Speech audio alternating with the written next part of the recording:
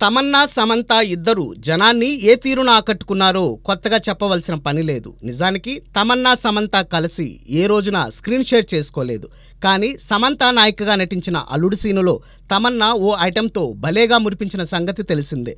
తమన్నా రూటులోనే సమంత కూడా ఈ మధ్య ఐటెం సాంగ్లోనూ చిందేయడానికి సై అంటుంది.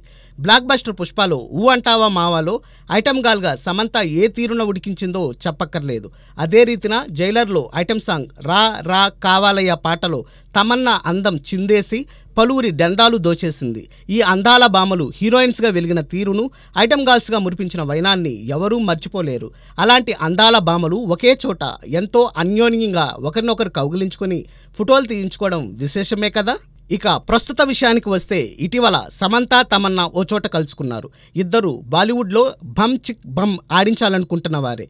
అందువల్ల వారి కలయిక చూసి ఆశ్చర్యపోనక్కర్లేదు.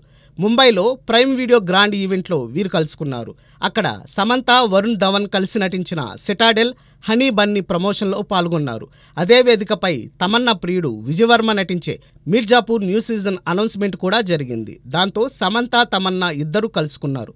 వారిద్దరిని విజయవర్మ తన కెమెరాలో బంధించేశాడు. అంతేకాదు ఆ పిక్ను పోస్ట్ చేస్తూ సింగింగ్ ఊ అంటావా అండ్ కావాలా ఎట్ సేమ్ టైం అనే క్యాప్షన్ జోడించాడు విజయ్. దాంతో ఈ పిక్ మరింతగా అభిమానులను ఆకర్షిస్తోంది. ఏది ఏమైనా సమంత తమన్నా మధ్య అనుబంధాన్ని ఈ పిక్ చాటుతోంది.